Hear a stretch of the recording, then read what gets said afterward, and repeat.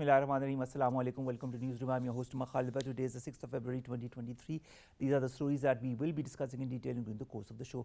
We'll begin with a 7.8 magnitude earthquake that struck Türkiye as well as Syria. And of course, the casualties are increasing as we speak. More than 1,800 people have lost their lives and thousands have been injured. A second earthquake also hit Türkiye later in the day. And that also had a very profound effect as far as the lives are concerned, the property are concerned. You know, Turkey is going through a very, very tough time, and the whole world has acknowledged that fact and said that they are ready to help Turkey and of course Syria in this time of need. This is going to be our first segment, this earthquake in Turkey and in Syria, and how much is the responsibility of the global world to help these two countries in desperate need of help. Our second story, ladies and gentlemen, concerns the Afghan Taliban's responsibility towards eliminating Tehreek-e-Taliban Pakistan and the use of Afghan soil against Pakistan. Nothing new there. We've been talking about that. We have also seen what happened in the mosque, in the civil lines, in the red zone area of Peshawar, in which many people lost their lives and many others were injured. Brought back to memory the incident that happened in December 2014.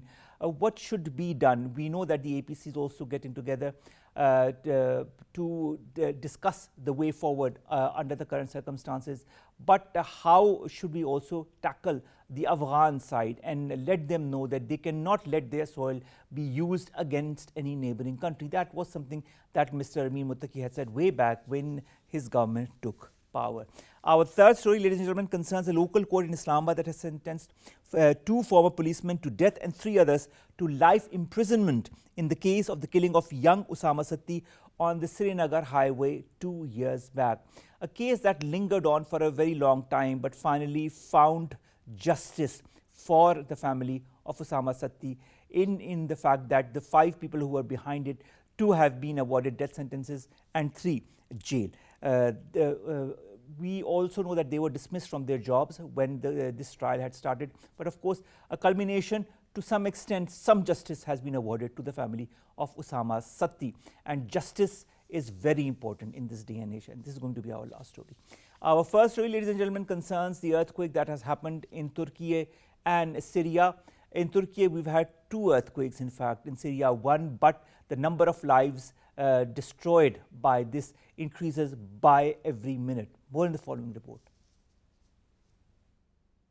A magnitude 7.8 earthquake has jolted southeast Turkey and northern Syria. It is one of the strongest earthquakes to hit Turkey in more than 100 years, which sent tremors across the region. Collapsing buildings and sending residents running into the streets. Rescue teams are carrying out a frantic search for survivors trapped under the tangles of metal and chunks of concrete in cities and towns across Turkey and Syria. Turkish President Recep Tayyip Erdogan said on a Twitter that search and rescue teams were immediately dispatched to the areas hit by the earthquake. Today's quake is believed to be the strongest to hit Turkey since 1939, when an earthquake of same magnitude killed 30,000 people, according to the USGS. Earthquakes of this magnitude are rare, with fewer than 5 occurring each year on average anywhere in the world.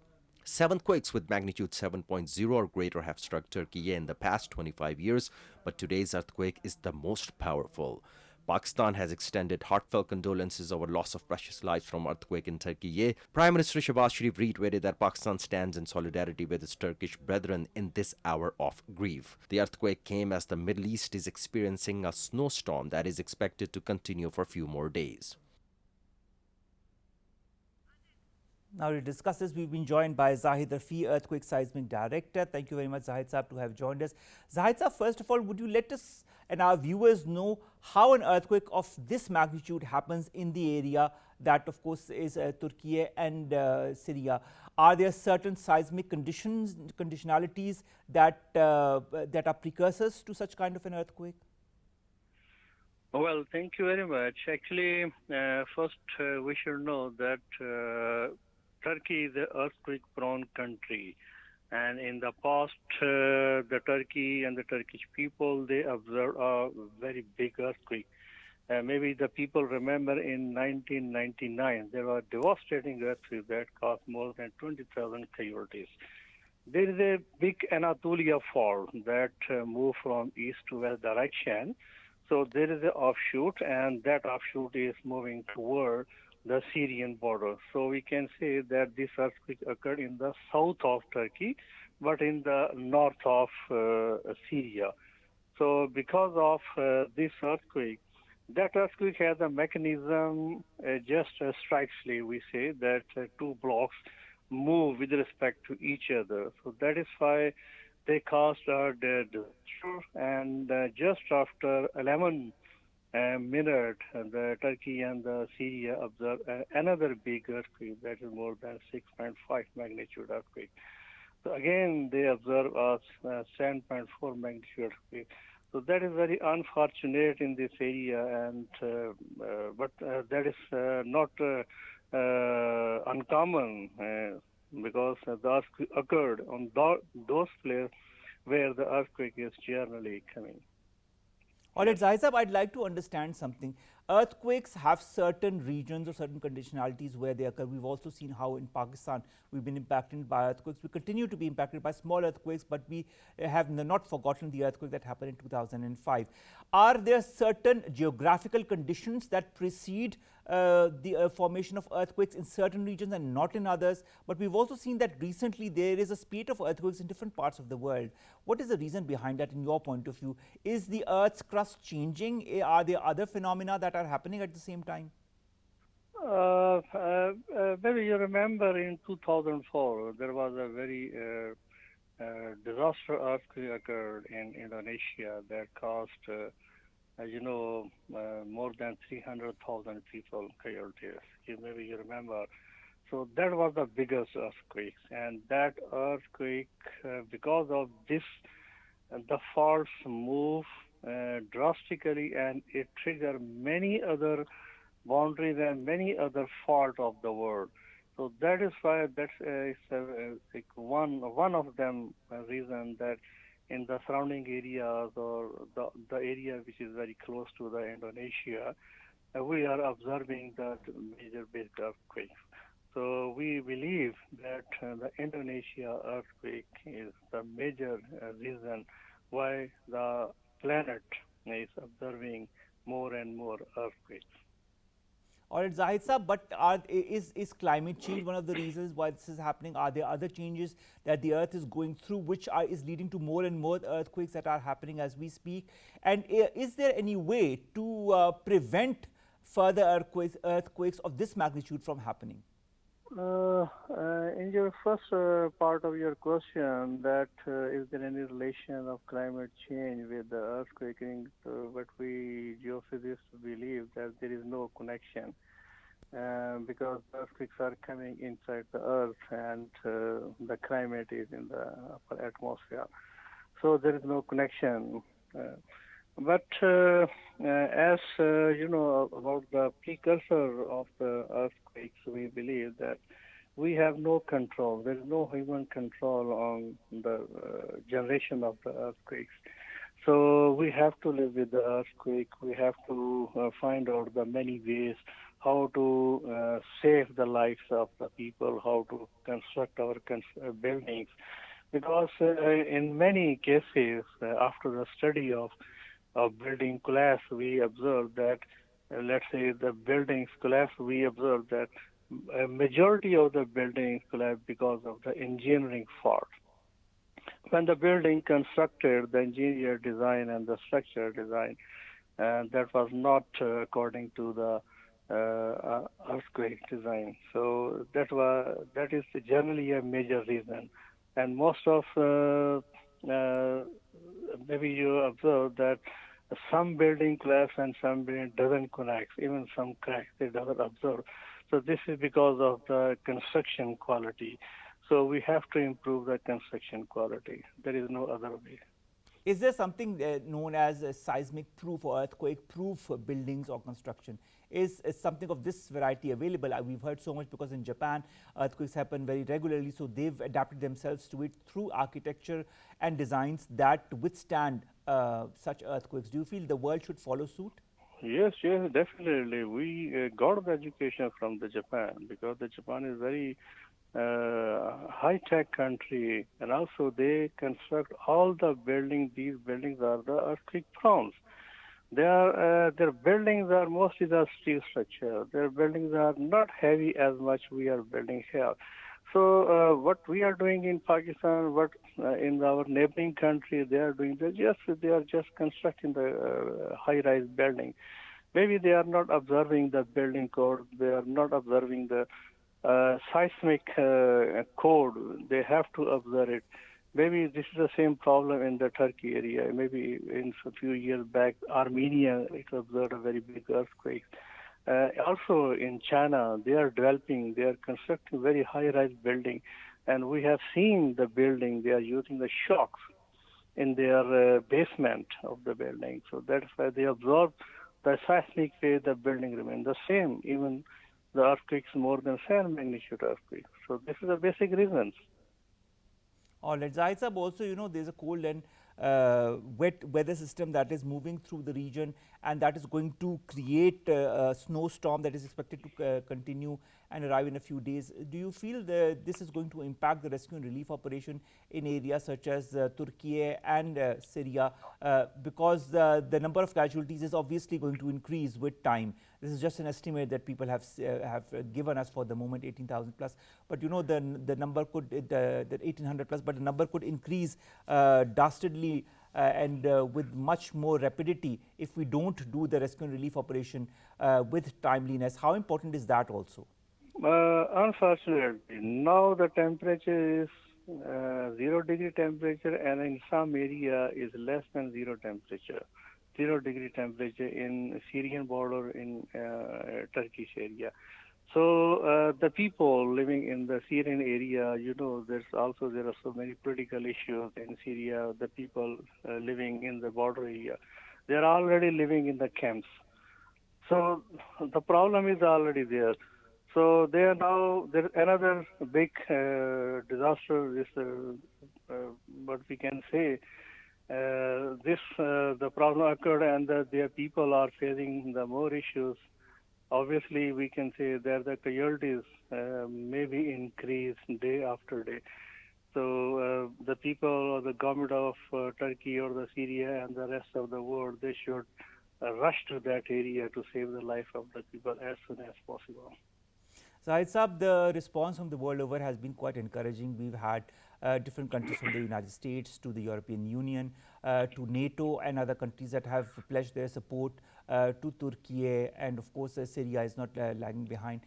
How important is this help from the different countries and different member organizations, and how important is for that help to reach in time before it's way too late, because A, of the weather due to the weather system, and B, because of the rescue and relief that needs to happen very quickly? Our experience indicated, and we have the experience in 2005 and also experience in Indonesia. This is not possible. Certainly, I gladly say it is not possible that immediately you can rush to that area. Even the main response is, or immediate response is only from the local authority if they have the capability to save the people.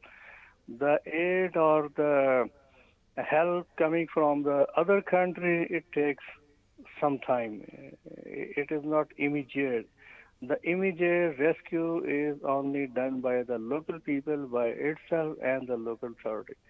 Otherwise, we can say that it's not possible that any government or any other country, they immediately or at once in a few hours, they rush to that damaged area and rescue the people. I believe it's not possible. Zahid Sahab, also the aftershocks is something that create much more panic and havoc amongst the people, and also much more disaster as far as infrastructure is concerned or people's lives is concerned. How many aftershocks are normally expected after an earthquake of this magnitude? And we've seen two. We've seen the aftershock that also happened later in the day. Oh, yes. Up to now, our national network, the national network of Pakistan, up to now we have observed more than 40 aftershocks. And it's very strange for us. All the aftershocks are very big. They are more than 5 magnitude earthquakes. There are two earthquakes. There are more than 6 magnitude earthquakes. And we believe that the 6 and above 6 magnitude earthquake is constituted with a major earthquake. 2 earthquakes are more than 7 magnitude earthquakes. So 4 earthquakes, they are very damaging earthquake. And after that, not less than 5 magnitude. Even our network is receiving earthquakes. And they are, if generally we have seen that after 12 hours, 13 hours, the intensity of the earthquake or the aftershock earthquake is reducing, but now we have observed that. But you yourself said 2 of the earthquakes are above 6 magnitude, which is very alarming to say the least. Very alarming and the damaging earthquake at that area. And one earthquake that was a 7.4 magnitude earthquake after that big earthquake. So the situation is very critical, and we believe that the occurrence of the aftershock will remain many days. As somebody who understands seismic disasters, Zahid Saab, as somebody who understands seismic disasters and earthquakes, how many more aftershocks do you expect as a result of what has happened today in Türkiye and Syria? And how long are these aftershocks going to continue in these areas? Exactly, we cannot say that up to 1 week, 1 month. But it can happen maybe a few days. That can happen in a few days. Because 1 or 2 things are very clear, like seismologists like me, that the aftershocks are big earthquakes, like a big earthquake. It means there is a lot of energy still to evaporate, still to liberate from that fault. It means the pressure was so much. Even in the big earthquake, we have observed that, let's say, more than 7 magnitude earthquake, and after that we observed only 1 or 2 aftershock. It means the maximum energy released. But now in this case, we are observing that still the energy is remaining in the fault, and it is releasing the energy in the different parts. And we just roughly calculate, it's 190 or 195 kilometer long fault that move. And finally, Zahid Saab, what kind of precautions do you feel people who are witness to earthquakes should do once they feel that an earthquake is upon us, whether it be small or large? What are the basic precautions that need to be taken? In case of Turkish earthquake, which has recently happened in that area, in Syria or in Turkey area, we just propose that still the energy is there and the aftershock is coming. So that's why the local authority or the local government or Syrian government or Turkish government, that they should take a first step. They try to remove or evacuate the maximum people from that area. So this is a first major step to save the life of the people. So this and after that you can move to the second step, that is the recovery or the rescue. Yes.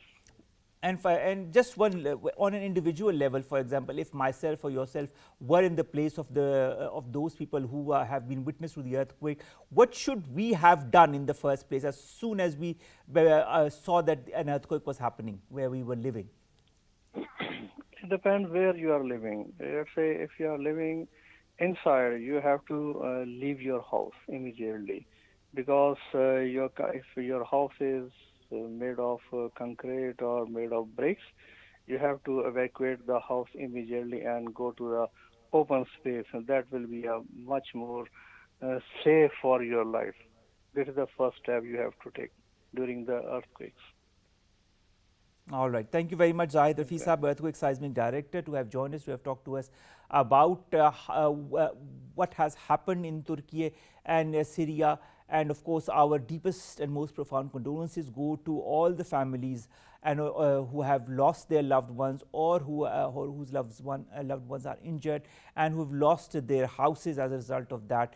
Pakistan, as you've seen in all the different statements that have come, whether it be from the Foreign Office or our Prime Minister, stand by with our Turkish brethren in this hour of need, and our prayers go to all of you. We just hope that Turkey and Syria are able to control the effects of the earthquakes in the form of helping the people as much as possible, and the world also helps them before it's way too late and the effects become more and more profound. This was our first segment. Our second story, ladies and gentlemen, concerns the Afghan Taliban's responsibility in the wake of incidents of terrorism that emanate from across the border from Afghanistan into Pakistan, and of course whether it be the Tehreek-e-Taliban Pakistan or other such terrorist outfits. The Foreign Office has time and again highlighted this fact that the Afghan side needs to do the needful. It needs to take responsibility and do the needful to eliminate all such elements. But will that happen, and when will that happen? More in the following report.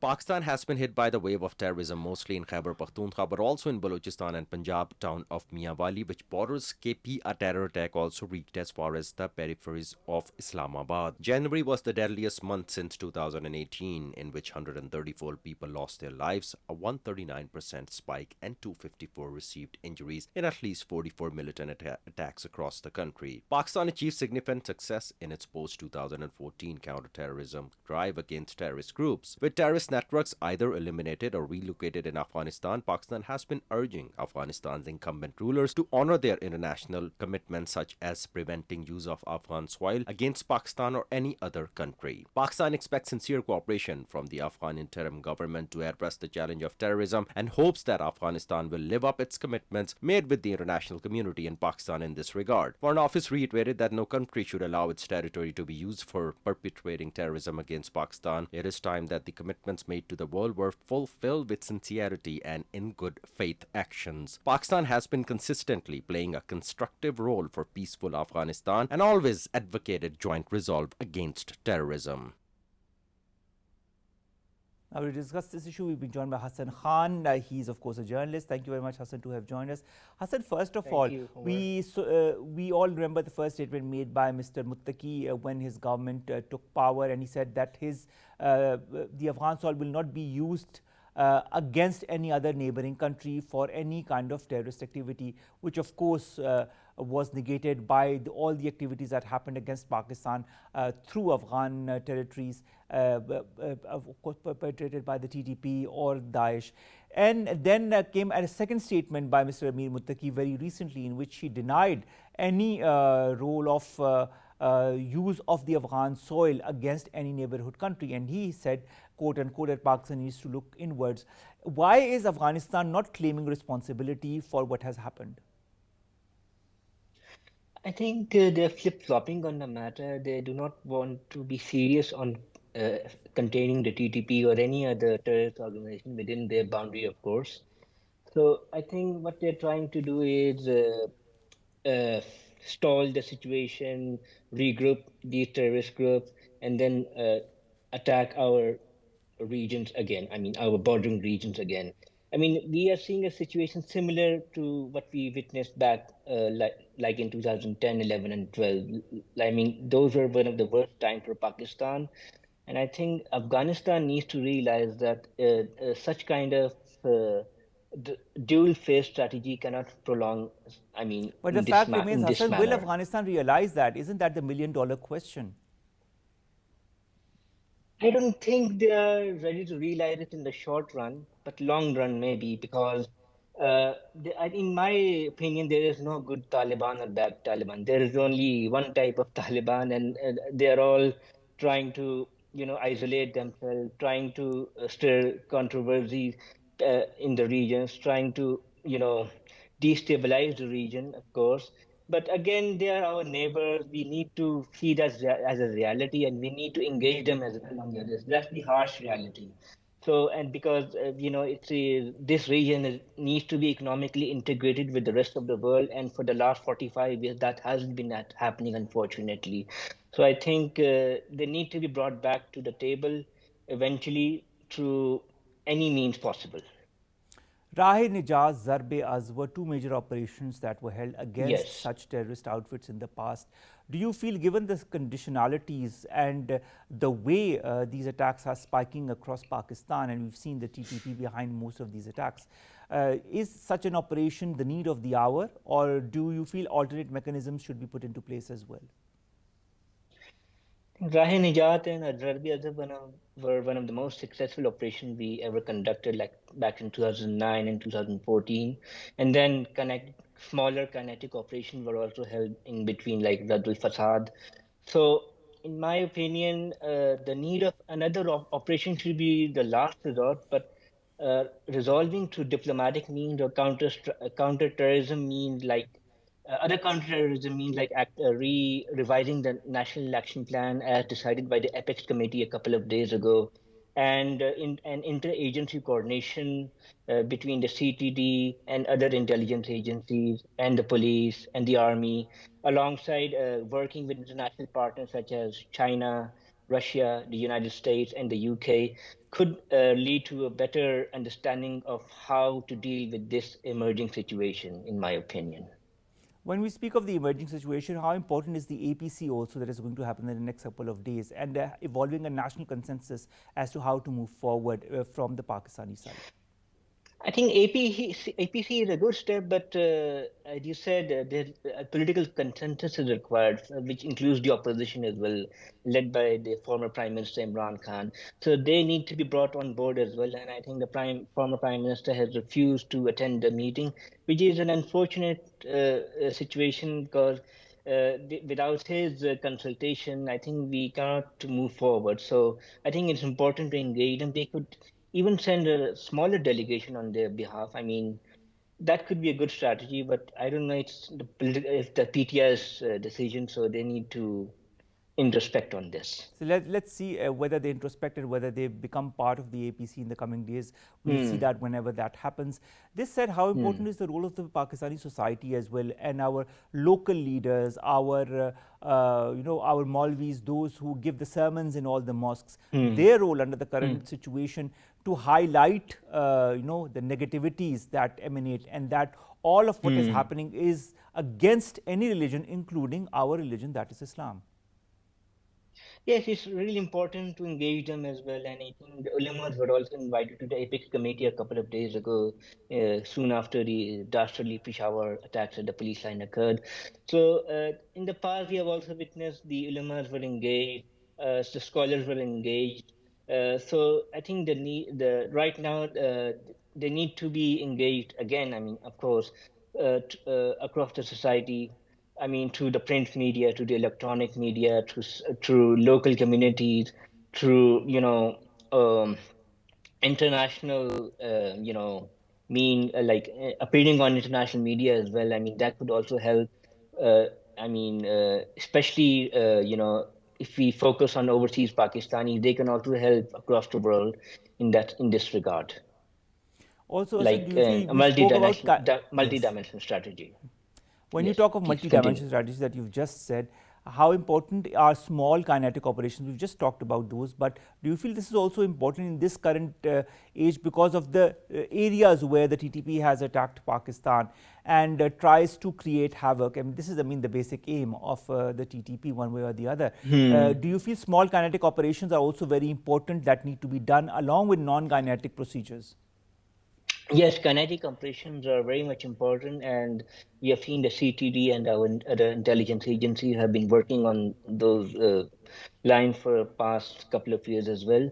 So I think that is very much important right now. I mean, we should not back down on that. I mean, that is crucial to counter all kind of militancy re-emerging in the region. And I would also like to add that if you remember when the Sri Lankan war ended back in 2009, the Sri Lankan government had negotiations with the LTTE, the Tamil Tiger, for at least 5 times.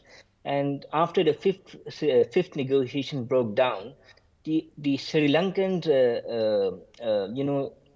use diplomatic, military, and economic means to isolate the Tamil Tiger, and that proved effective for the next 3 or so years between 2006 and 2009. I mean, we could follow that strategy as well. But you also should remember that it was the Pakistanis that also helped their Sri Lankan brothers waged this war against the Tamil Tigers, and the Sri Lankans are still thankful to date because of the help that we provided them. This said, how important under the current circumstances, when the Afghans have access to the latest machinery that was left by the US Army when they left Afghanistan, for our services also to be upgraded as far as their equipment is concerned and their training in counterterrorism is concerned? You mean from the Taliban perspective? From the Taliban perspective, from a general perspective, to counter any such, organizations such as the TTP, such as Jamaat-ul Ahrar, such as Daesh. Yes, I mean, those equipment can be upgraded. I mean, if they're still lying around in Afghanistan, but I think those kind of equipment need to be secured by the international community. I mean, it's very dangerous. Hasn't happened so them far, to get Hassan. in the wrong hands. They haven't been secured so far. It has been a year, more than a year, in fact. Well, I think that a strategy needs to be adopted. I mean, a negotiation need to be held with the caretaker government over there. And I mean, if they're receptive to Hassan, that therein lies the dichotomy. You say we need to discuss with the caretaker government. Haven't we discussed many a times with the caretaker government about what has been happening from the Afghan soil, and nothing tangible has come out of it, has it? You all remember also, No. I mean, you remember as well when the US targeted a major leader within Kabul who was living within Kabul, in the city. Yes. So that also raised a lot of question marks.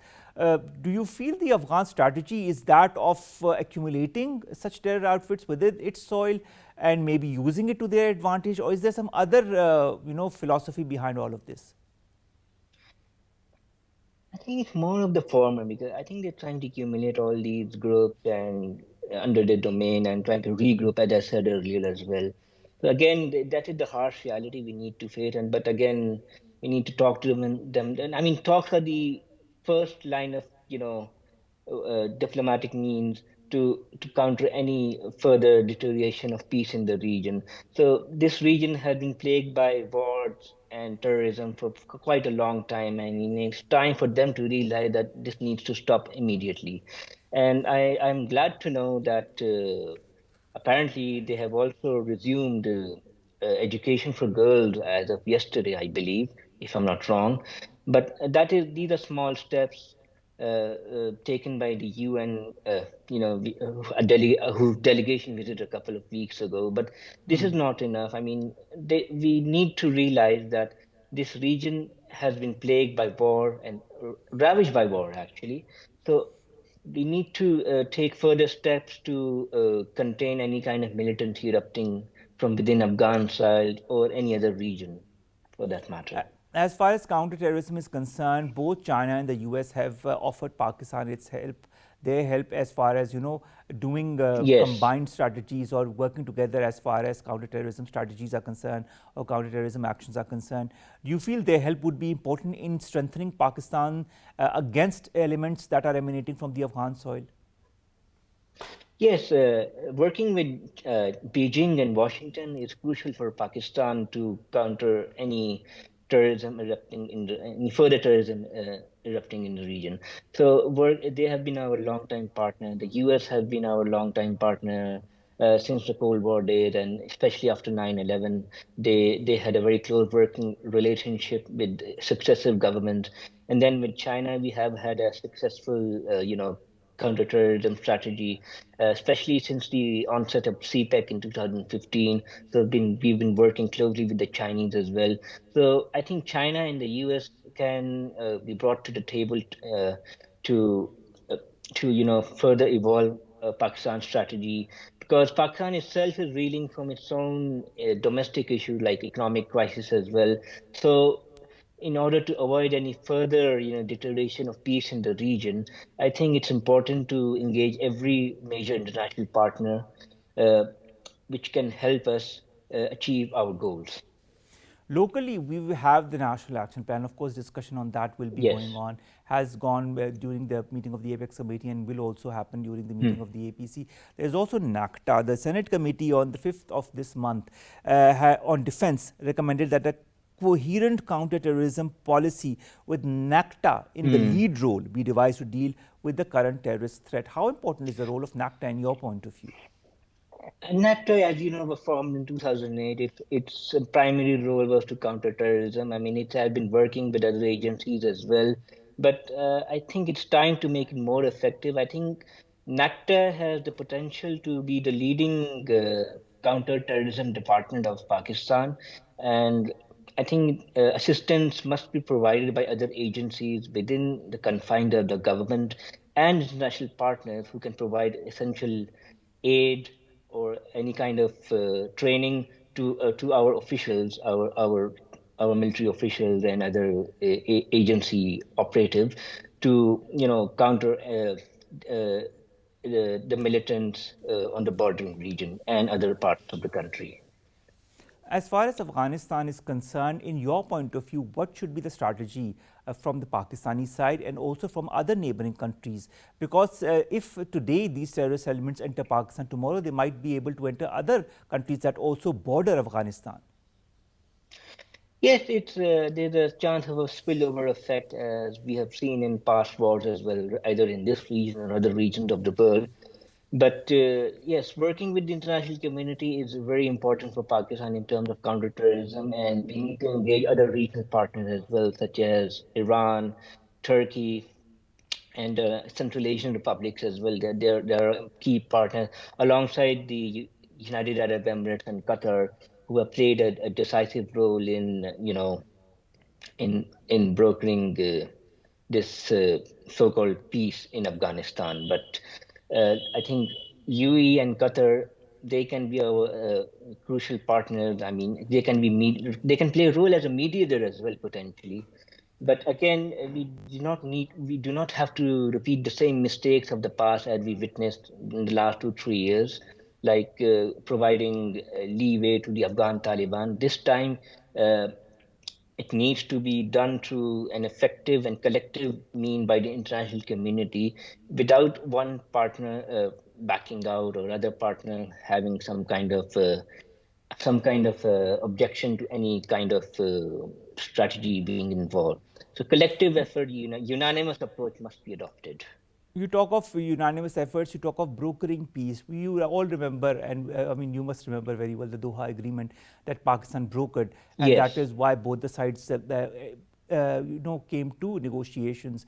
But hasn't Afghanistan violated the Doha Agreement by doing what it is doing against Pakistan and letting its soil be used against Pakistan? A, and B, do you feel that has also diminished the trust element as far as important countries like the US are concerned for future agreements that they might have with Afghanistan?